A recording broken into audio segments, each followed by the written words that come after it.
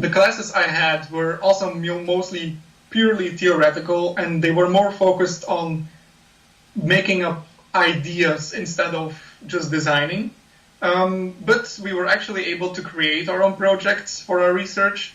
So that's something I really liked. The professors were also people who had an education and who are either doctoral students or already graduated with a doctorate degree. But even then, the connection between students and professors was very friendly, and we were actually seen as equals.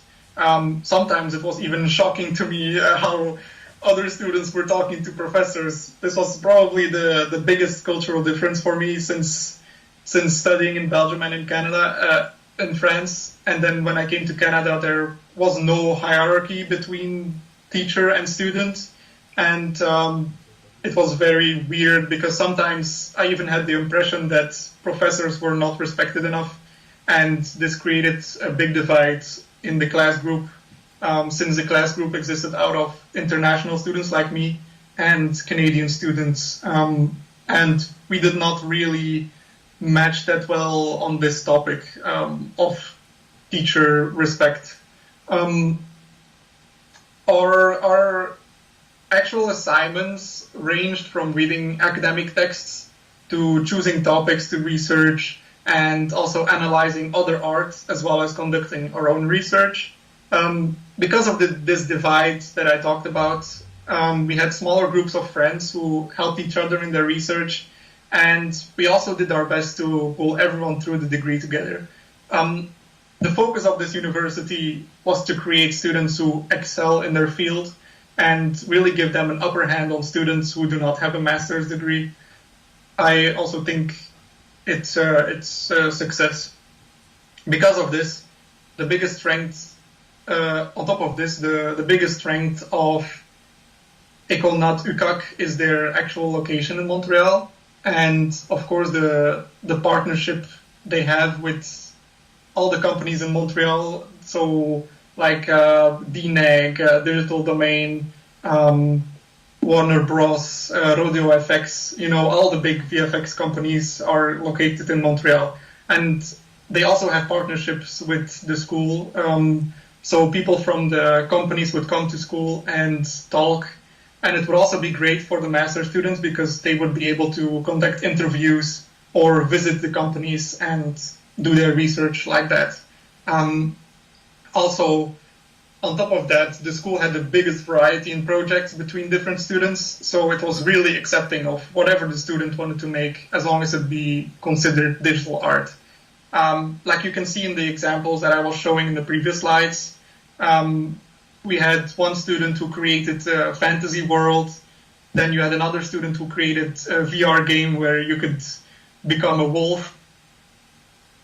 My project was a roller coaster that I designed based on the movie 300. So it was really varied. Here you also see two more images of another student.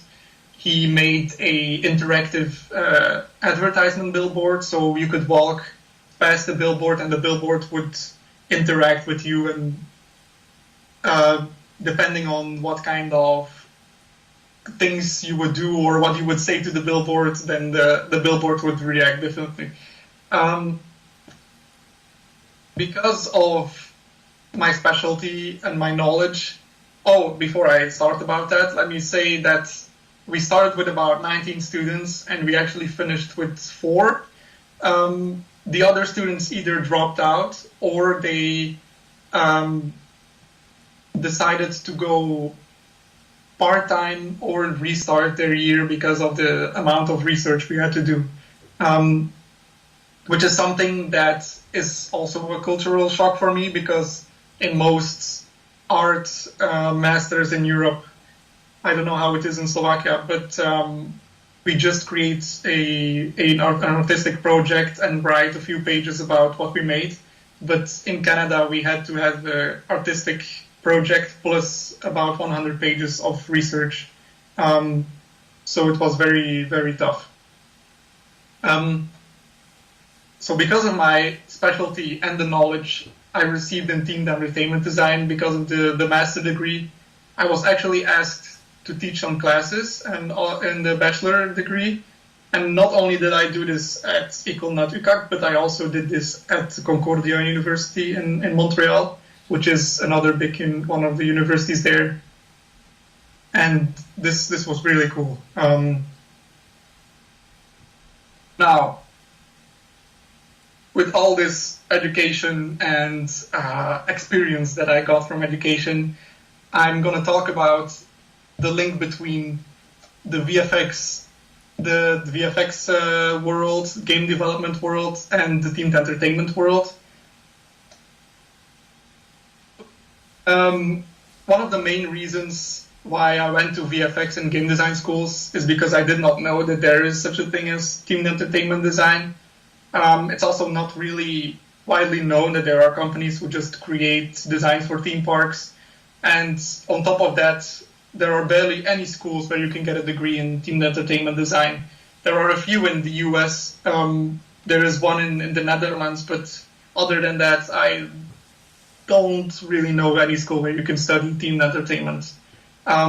So when I found out that it's a possibility to do a master's on themed entertainment design, I had to really pursue every option I could to become a designer. So how did I actually reach that point? I already said that while studying at École Ariès, I got motivated by my fellow students and teachers to follow my passion for theme parks. And that's why I started making themed entertainment-based projects like you could see in this slide. And it also allowed me to look for some reference on already existing designs and also how those artists went through their thought and design process. Early on, I realized that it was very similar to movie and video game pre-production, and this really intrigued me. It made me think about why there aren't any themed entertainment degrees offered at, for example, HOWEST and École Ariès, since they are almost identical in pre-production. And because of these thoughts, I wanted to try out what it's like to work in a company. And thus I started as an intern at KCC Entertainment Design in Belgium. And there I learned, and my thoughts were confirmed, that it is indeed almost identical to movie and video game pre-production. The only difference is that in themed entertainment, you work with architects who will actually build what you design, which I find to be more rewarding than movies and video games, because you can actually touch what you drew on paper. And because of my experience at this company, I wanted to really pursue in my master's degree about why this world of VFX, video games, and themed entertainment is so linked together, and how it's possible. So when HOWEST approached me to study in Canada, I had to do it. It was not even there was not even the choice of saying no. So because I was so intrigued with the links between the three industries, I decided to do a research that mixes all three, and I found the perfect professor at the school in Montreal to help me with that. So on top of doing my master research on environmental storytelling in movie-based theme park dark rides, I also started working as a journalist, and I wrote reviews on movies, video games, and theme parks as well, just so I could have a more critical look when researching them. And this is also when I found that the theories are actually similar and that all three industries are linked by the same principles of design. This is also confirmed by Henry Jenkins, who, along with Don Carson, who wrote the concept of environmental storytelling. Don Carson was someone who worked for Disney and also worked on movies and video games. Well, when I found out about all of this, my research was also getting recognition, and I got asked to be an associate art director on STEP 2020.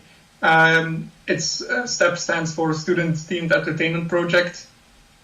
this was actually the first time since my internship that I was able to apply my skills in team entertainment design. And as you can see, here are some of the designs that I made. So I made the poster, I made a concept art of one of the roller coasters. I painted the park map along with 2 other designers, and then I also designed the overall look of the park. So the idea was there that it would be an alien type of futuristic city, and I had the idea that future will be more green and we'll be having more plants. So that's where the whole idea came from.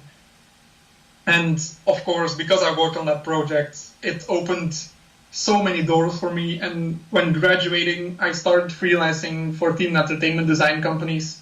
Here you can see some work I did. So from the left is a gate I made for a team entertainment design company. Then on the right of that is a vehicle I designed. There on the right is a poster I drew for a company in Los Angeles, and it actually won the award for best poster design at 2 different film festivals. And on the right are just some 3 images from a storyboard that I worked on. Thank you for listening, and please feel free to ask me some questions.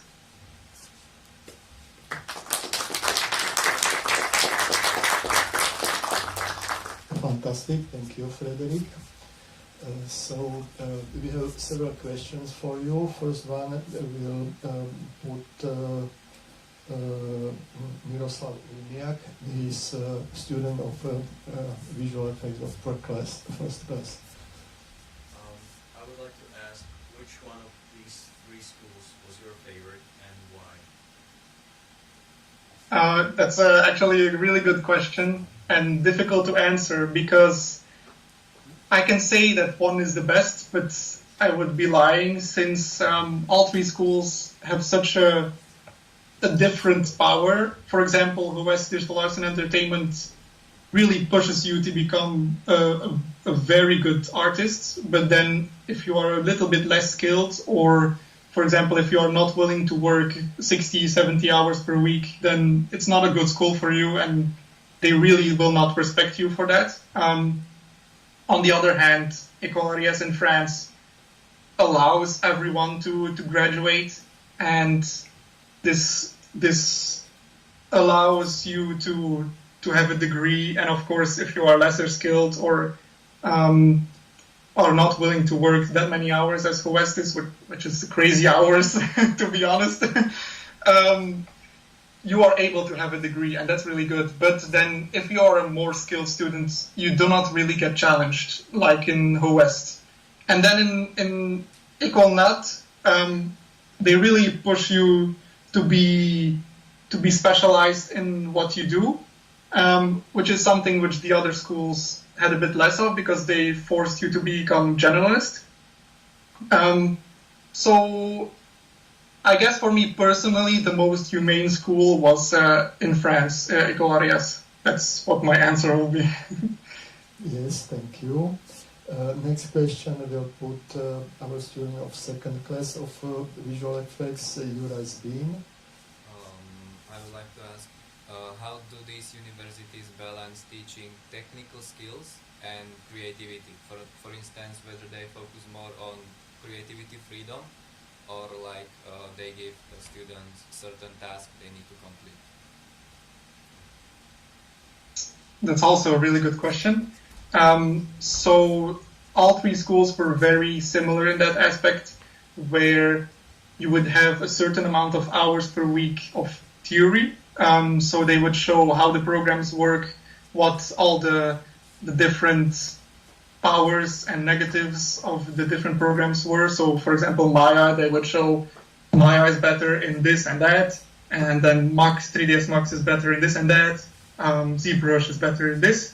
But then the assignments would be very focused, so that you would need to use Maya for this assignment, you would need to use Max for this assignment, but then within the assignment you had the freedom to choose what kind of result you would have. So for example, one of the assignments was to create a 3D character for an animation movie. but then you could choose which character you design and how it looks like. But it would need to be done in ZBrush, and you would not be able to do it in another program. Yes, next question will have Jakub Rieger. I'd like to ask you, what do you think of digital effects replacing practical ones in dark rides? Thank you for a question. The most difficult topic right now in theme parks is, should we go with AR or VR instead of practical effects? And of course, it's way cheaper to put some screens and have the effects go on the screens. But for me personally, it takes away a bit of the real feel that you get. For example, in Universal Studios in Orlando, there is a part in Revenge of the Mummy where there's real fire coming out in front of you and on the roof, and you feel the heat and you see it being real. So you get this adrenaline and experience which you would not get with a screen. But then on the other hand, with screens and having the effects being on the screens, you can have more magical stuff happening than practical effects. So for me, the best would be to mix those two together. And that's also, for my experience, what works the best in design process. Next question, Radka.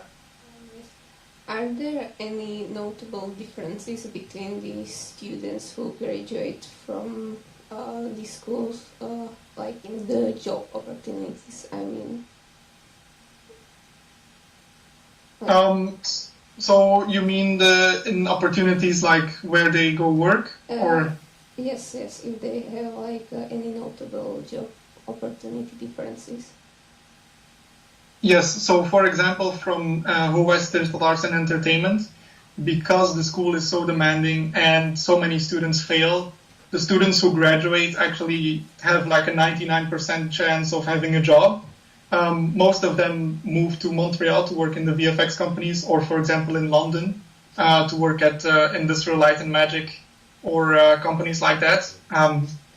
So from my fellow students at DIA, almost all of them have a really high paying job, and they become art directors, they become team leads. And then from the school in France, it's a bit of a mix. Not all of them go to work in VFX or game design companies. Some of them go do something completely else. But then the others, they mostly start working for 3D animation companies. And then lastly, from the school in Canada, almost all of them get jobs instantly in one of the companies in Montreal. So there are countless of companies in Montreal from VFX and game design. And yeah, all of them, they start working there because of the connections. I have a question. So, what made you study and try all those schools? And why didn't you just go, work right away? So the biggest reason why I wanted to study more is, like I said, when I was starting to create attractions at my internship or for personal projects, I always noticed how they are only just looking cool or they just look good.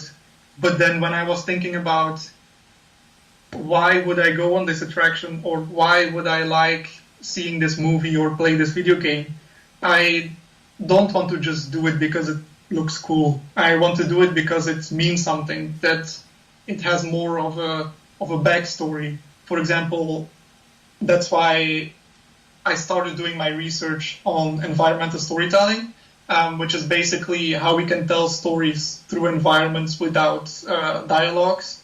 So this is something which made me a better artist and also a better designer, and it allowed me to create these attractions where people would go on them and then come out either emotional or thinking that they learned something or that they experienced something which they never experienced before. And that's something which I did not know before continuing to study a master's degree.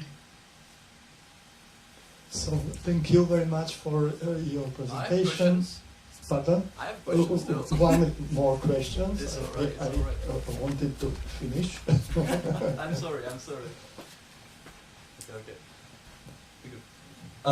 I've been like researching like Montreal a lot lately because I'm very like interested because I know there's a lot of companies there and yeah, like Concordia. I didn't know about École though, so that's very interesting. And my question is, for how long did you stay in Quebec? Like, did you stay only for the school duration or like after? Yeah, so I stayed there for 3 years. The master degree was 2 years, and then I stayed for 1 more year just to live in the city a bit and experience what it's like living in Canada and in Montreal, because when I was studying there, COVID happened. So the first year was a bit difficult, and I didn't really get to experience Montreal because everything was closed. So that's why I decided to stay 1 more year. So 3 years in total I was there. That was very nice. And it was like, for the duration being in the school, did you like, till this day know the society there when it comes to the industry of film, VFX, and like the game industry? Like, do you know people? Yeah, so because the school had such close partnerships with all of those companies, we were able to talk to a lot of people who work at the companies, and also because my fellow students either were working, for example, someone in my class was working at Warner Bros., someone was working at Triotech, which is a theme park design company. All of them went on to work at these companies, so now I have like 100 plus connections who work in Montreal for VFX and game design companies. Mm-hmm. Okay. That were my questions, but also, sorry, I got quite a few. Like, so you studied in Belgium, France, and Quebec, and I know like these are like very French-speaking countries. And my question is, quand tu as appris la langue de français, pré école ou après, avant ou après? Wait. When did you learn French? I'm asking. Sorry. Oh, yes, sorry. It's just the microphone is not super clear, so Oh, okay. I understand. You want me to speak in French? No, you don't have to. I just wanted to. It's all right. Okay, so, Belgium is actually about 75% Dutch and 25% French. So Belgium is a mostly Dutch and English-speaking country. But because I had family in France, I already knew a bit of French. And then in secondary school, we had French classes each week. So I think about 5 hours per week of French. And that's when I learned French, but still I was not that good in French before I moved to Annecy. And really I just learned French by speaking it.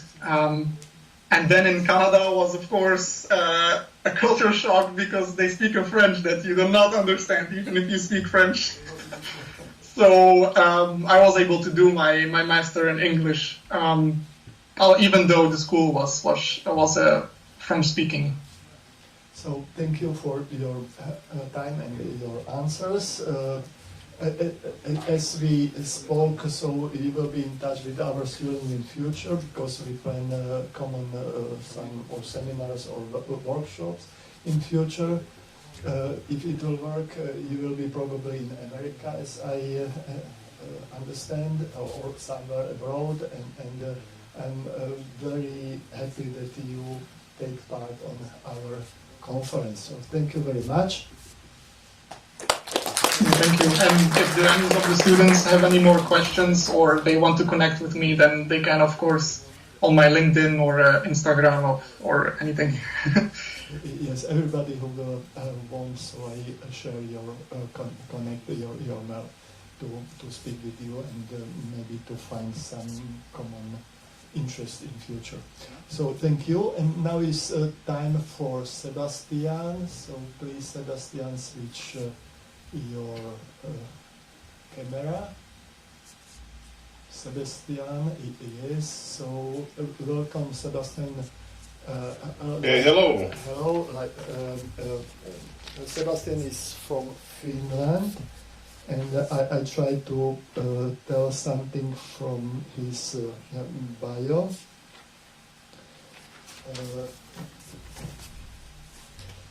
So Sebastian teaches workplace skills for communication, or better, try to tell something personal about you, and then it will be better as you will speak about yourself, as my interpretation. So try to describe your position on your school, your connection with students, and what you think that is the most important in this education process on your school. To keep it short, let's say my main goal is to stop imposter syndrome from happening. So I mostly teach Adobe software, also game studies, game research, and service design. I have quite a large course palette, which I teach, and because of that, I have employed this hackathon type of teaching style where we have very intense workshops where we kind of learn the content, learn the tools by just doing things with them, of course in a controlled manner. Okay, thank you. Approximately how many students do you have in one class, and what is your studies of game design, how it looks out?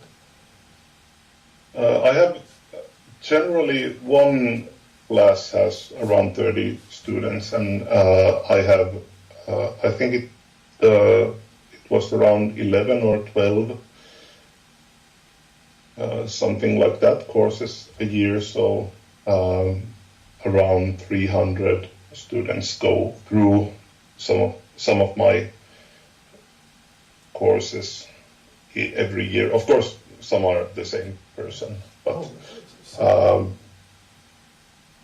but for game design, I was that was one of the reasons why I was hired to my current position. I came from a kind of a workplace background instead of a research one, but I've also been running an indie game development company, and actually my previous job was as a Unity virtual reality developer.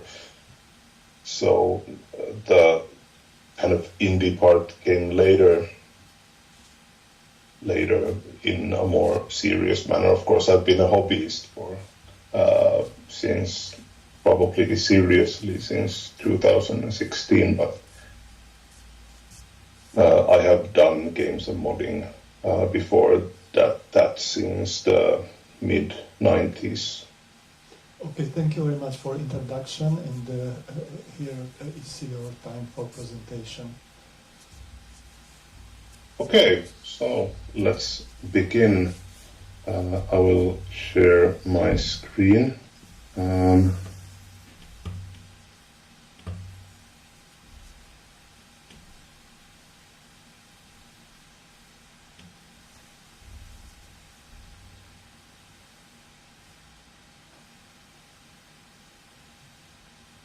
Okay, let's see so that I can see this as well, and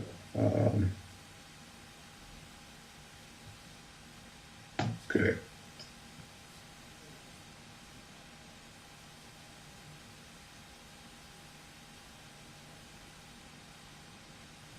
Okay, can you see my presentation? Very good. Maybe one right line on the screen you can close to have the screen larger,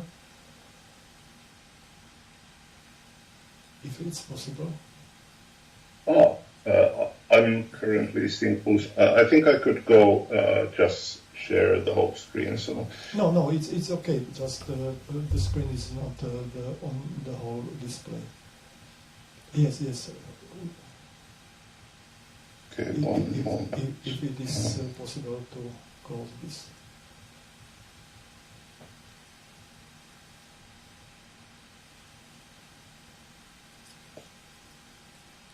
Not important. I will change this to full window. So okay, this is better. Okay, fantastic. Now let's. I need to. Okay. Okay, can you see it now? Yes, fantastic, very good. Oh, great. Yes. Okay, at the Godot Engine Discord, there's a channel called Surviving Game Dev. Of course, there's a lot of survival within game dev. It's obvious because you need to constantly learn new things. Especially in the indie side of things, you are in an extremely competitive space without being competitive per se. But there are a lot of games coming out, and you really need to do extremely good, not extremely good games, but extremely good marketing. And by doing it with a family as a hobbyist, it of course takes a toll. And I think what I wanted to share are the methods and mindsets how to actually pull it off. And first of all, making an indie game is kind of like throwing a snowball into hell and seeing if it melts. You have to throw a lot of snowballs in that time, and it has to be sustainable. It has to be good for you. So let's start with a Malcolm Gladwell quote about 10,000 hours, that it's a magic number of expertise. You will need 10,000 hours. But is it kind of, you can't really put the 10,000 hours into a blanket statement like, okay, I have done 100 hours of game development and I'm at 1% now. That doesn't work like that. You have several other skills that build up to your 10,000 hours. Art, marketing, producing, programming, audio, game design, and these are all blanket statements. You will be going into detail, going into every single one of these, and many of you students may see this art bracket as ridiculous because it holds within itself a lot of things, such as light drawing, textures, composition, form, etc.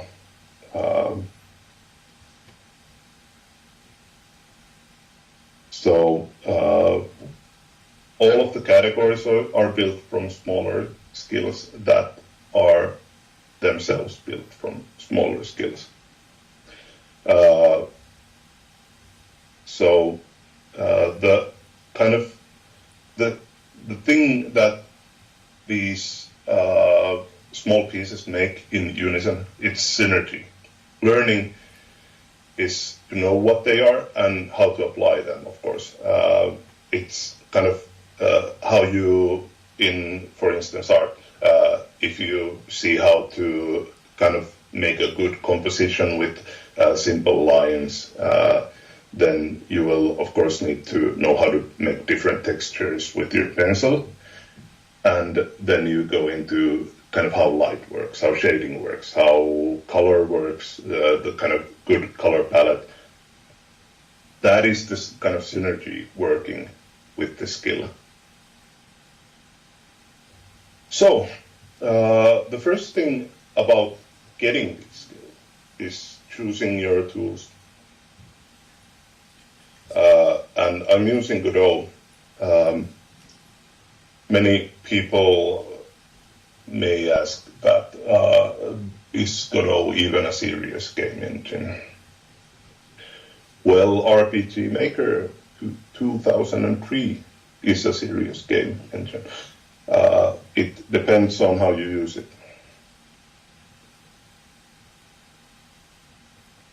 First of all, the reason I may have used RPG Maker as well, but why I chose Godot is because it's kind of simple to make a player character movement, which is usually a lot more complicated than stated here. Everyone who is familiar with programming may see quite quickly what this is about. And some may even see lots of faults in this. This is not my code. This is from Google image search. I have to admit my player controllers are more complicated, but the thing about easy core feature making, when that's simple, then everything else is simple too. And that makes adding features, fixing bugs, all of the things that are related to kind of the development process, it makes them quicker, it makes the workflow more smooth. And also, the most important thing about quick development is that you can cook up a prototype within a day. And that's the most important thing that you can do as a small team or solo indie. And also, you can make pretty much any game with Godot, well, except PBR games. A lot of people who have presented here have shown actually quite stunning PBR level graphics, but you kind of need to go low poly on this still, even with the version 4. But still, one thing that is low poly and low spec is not only easy on the system that you're working on, it's also easy on your eye, because the quicker you finish things, the more feasible the development is. So, also one problem is when you're doing a serious Steam release, you're probably not going to get very good answers from teenagers. And there's a lot of teenagers in the Godot community. So that's definitely one pitfall. Although you may get really thorough help from for even complicated questions, because there are lots of people, development experts in it, who are very helpful within the community. So the kind of what makes the development feasible as well is these are all games made with Godot. There's one serious game or applied game in it there, and 2 action games, one 2D and one 3D. Some may be familiar with the one in the big picture.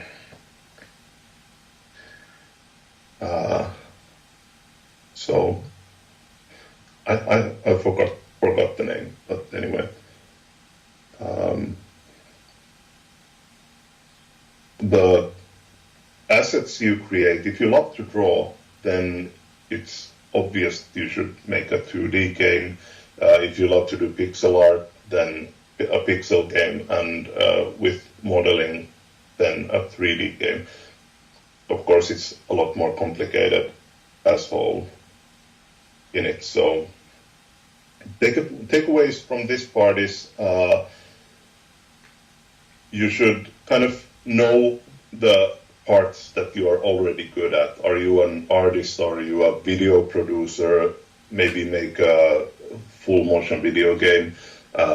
And of course, in the beginning, just hyper-focus on things that are going to help you make tiny prototypes and small games, and you will get a lot of benefits out of going into game jams, and you can even kind of slowly build a community with that. And also, of course, knowing what aesthetics please you personally. If it's PBR, then I don't know what to say. And how to make a good game? I don't know. I only know how to make a game better. You can only kind of course, first of all, it's subjective. Usually, a bad game is not subjective. I personally was not that into Undertale, but I saw that I saw the value in it. And a lot of people love that game. I also liked Dragon Age 2 when it came out, and that's a game that many people don't really like. But there are good games and there are trendy games, and those are two separate things. I think it would be, if you want to make money out of this, then it's good to find what the trends are and play a little bit by them, of course, by your own preference. But the first kind of thing to do when you are building a prototype and you're testing it out yourself, would I play this game when it's finished? Is it something that makes sense for me? Are you playing that? If I find myself playing my own game, then there's definitely something in it. And another thing is that game needs to have juice. This doesn't have audio, but juice is kind of making the game feel more intense with visual effects. Kind of the screen shakes, cartoon text, aim effects, and light flashes and such. Those were pretty much kind of a minimum thing that I did to make the game feel of this better. This is a prototype. That is kind of, I don't know what I'm going to make of this. Let's see. And also, the second is consistent art direction. There was a bit of a kind of confusing older kind of suggestion for a topic that it was about player rewarding and a tonal music. This game does have a tonal music. This trailer that I will play does not have atonal music, though it's from the old soundtrack. But the game is the Infernal Masquerade, and it's kind of in the style of PlayStation 2 horror games, and it looks like this.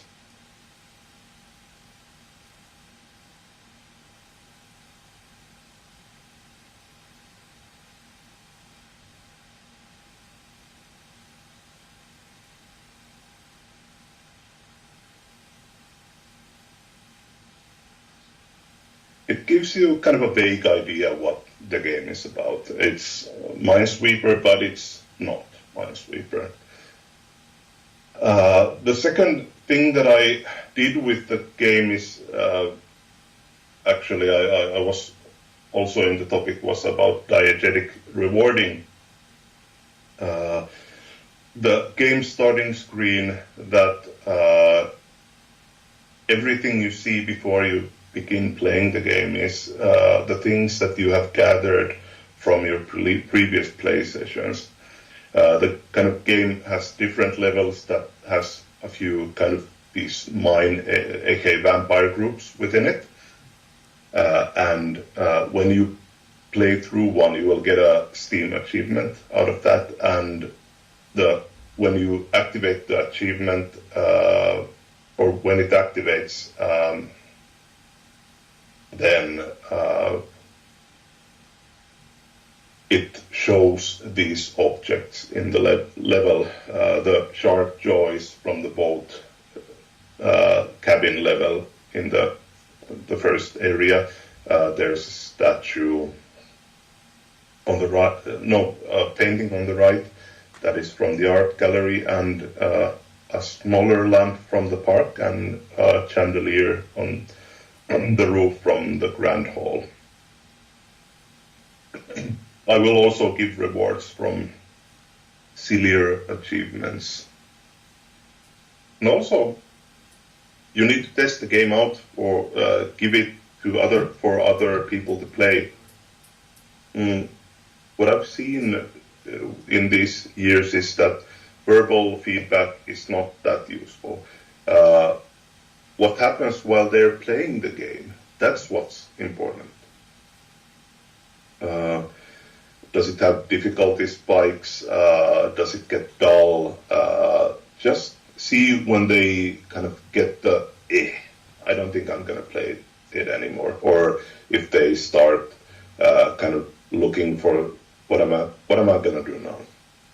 That's how you will find the core problems of the game. So the takeaways from this is, would you play the game yourself? Does it have juice?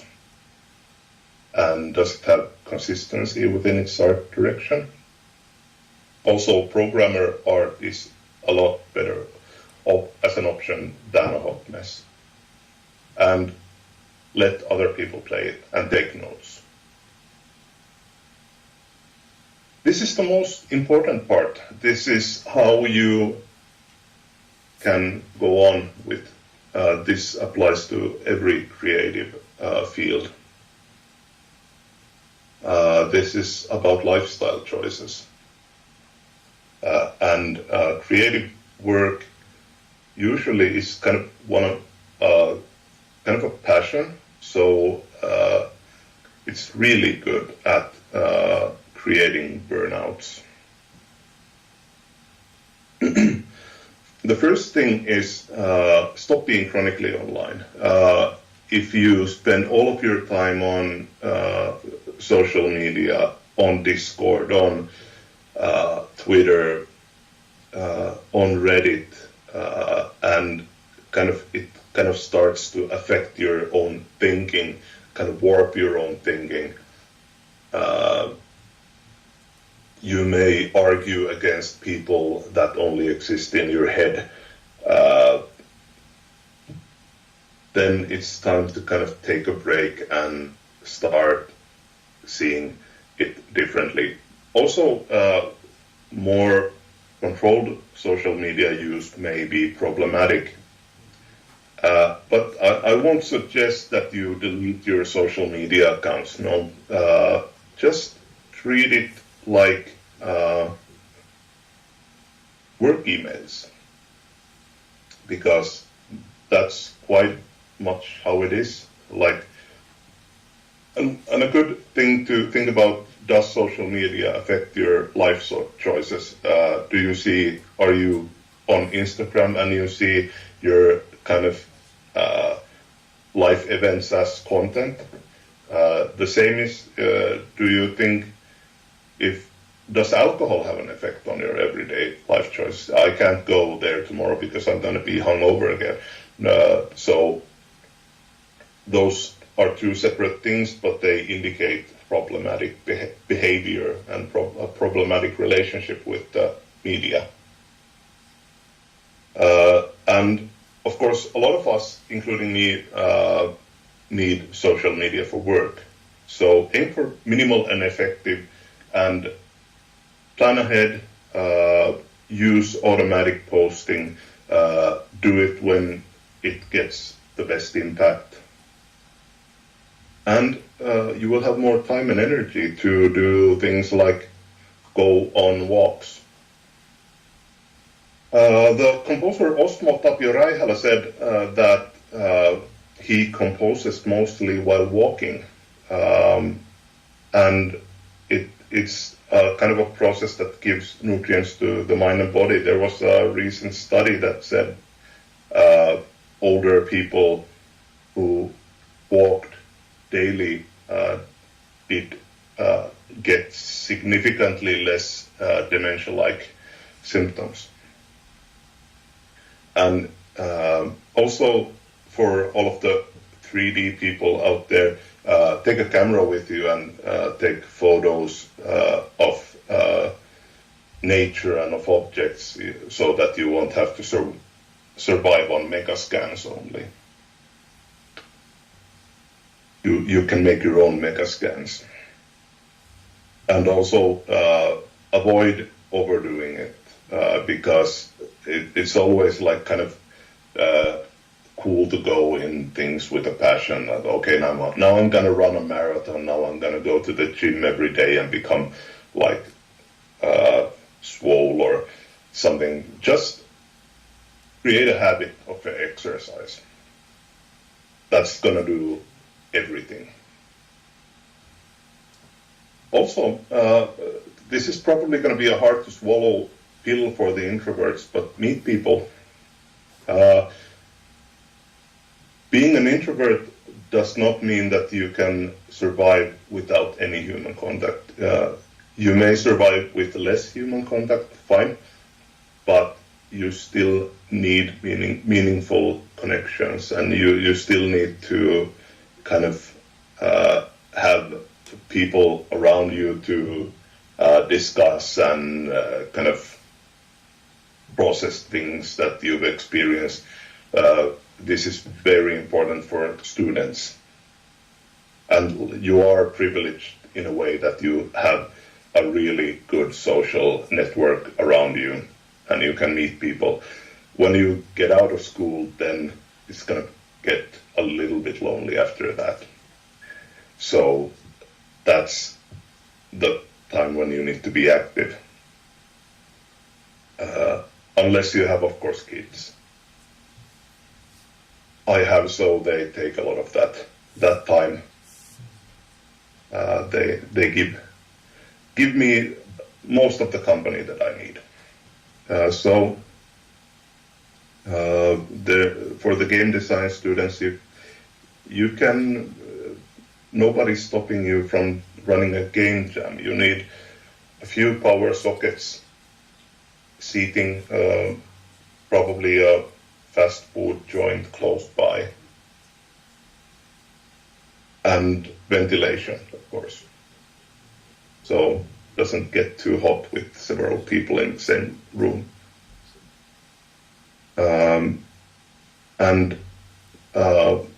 Of course, joining hobbies and volunteer work, that's especially good after you finish your studies to kind of, if you're not already like forming a family, and most are not.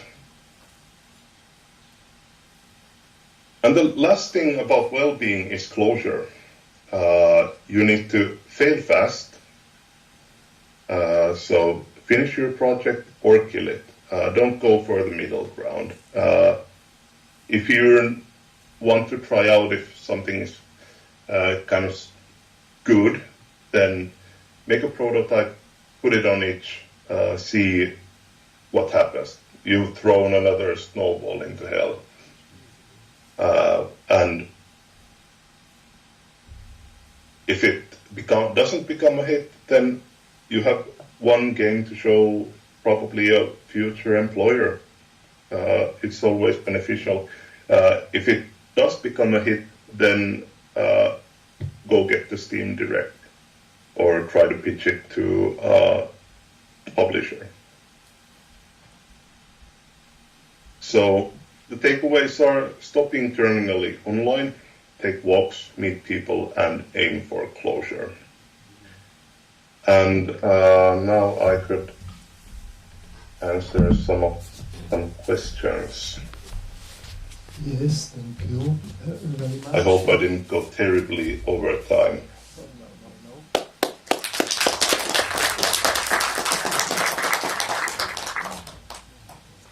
So we have once more prepared students that will put some questions for you. Jakub, Juraj Gabčík. I had some questions prepared, but they were already answered in this. It was answered in presentation. Okay. Dana Slziakova is here. No. Barbara is connected probably. Can you switch camera and put question? Yeah, hello. Just a second. Yeah, hi. So in the beginning, you mentioned like if you wanna make a game that's gonna make a lot of money, you have to follow the trends.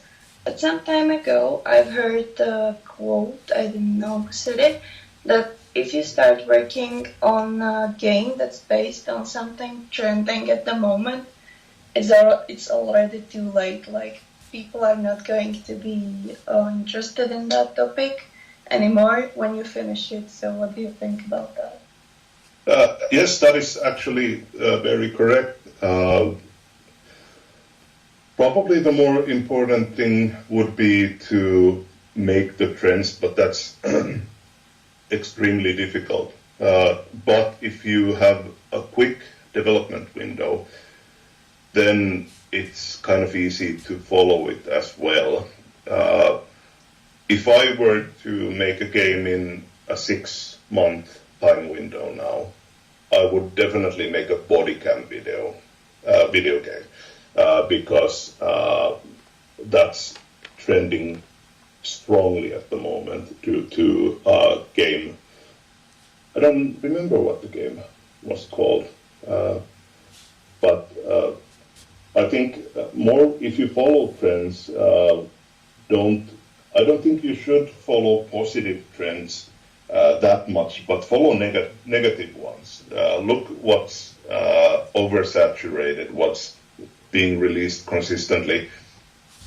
It would probably be quite difficult to make a successful deck builder at the moment, or a successful Metroidvania at the moment, unless you really push the genre to a new direction.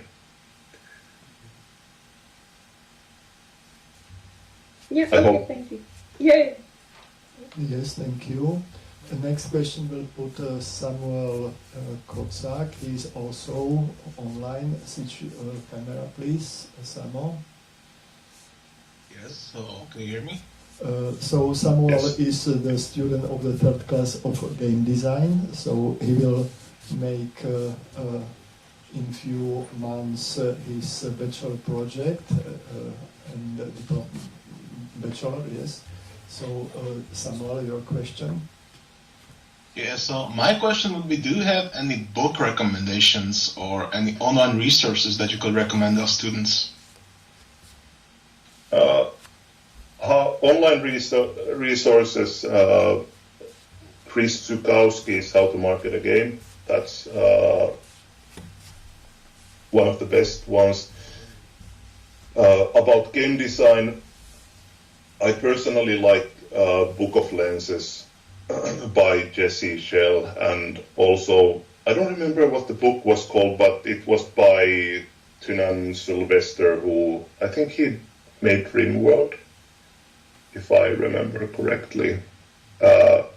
That's one that I found quite useful. And as a kind of a special extra, Silja Hodent's gamer psychology. It's kind of one that goes in depth about how games should reward people. And of course, that's a book that people who make mobile games and free-to-play mobile games and Skinner box games use. But in desktop games that are single purchase, you will have to kind of have some engaging rewarding as well, and a meta type of rewarding. So that's a very solid recommendation as well. Thank you. Okay, I have one more question, and my question is about your students and the methodology of education. For example, our students in every year of studies have to finish some little project, and in the end, after 3 years, they have to finish a large project. And you mentioned that you have 300 of students during 1 year, school year. So the question is, how many students are able to finish a last project, or what kind of project? Or it is theoretical work, or it is practical work, or how it is in your school with game design mainly? Mm-hmm. Generally, people who are able to finish are everyone who attends.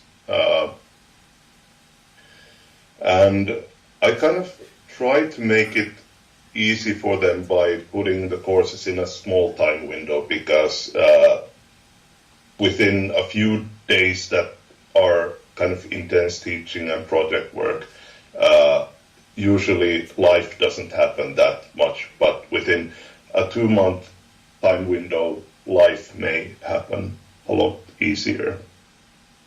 And I always recommend the students to not take the remote option, because everyone who fails the course or fails to return anything are doing it remotely. But when we're doing workshops, then I try to kind of give direction and guidance to everyone, to say, kind of micromanage them, especially in the early parts, to say that, okay, you may need to put this in this direction, and to give mentoring. And the game design course is the most difficult one, because I have kind of a 5-credit, a short period of time to teach a lot of things, so my focus is to teach them the absolute basics they need to create quick prototypes, so that they can kind of build up on the other skills gradually over time and try out different new genres. Yes, thank you. And in case in the future your students will participate on our conference, for example, in 1 year, do you think that they can show some project in game design that could be not finished but close to some reasonable form?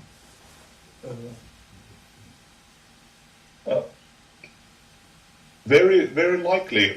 It kind of depends on the timing of the course. I will be starting the game design course next Monday, so and also I had one student last year who there's always kind of the really good ones are quite few, because we are not an art school, so to say. We're just kind of teaching communications.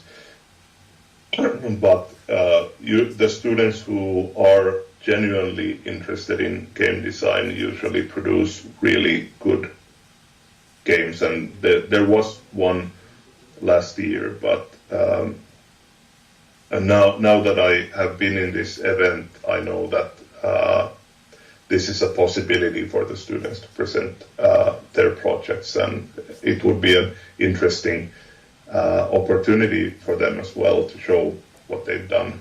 Yes, yes, because for our conditions it's very important to compare our results with students with similar interests abroad and in Europe and so on. So thank you very much for your participation and thank you.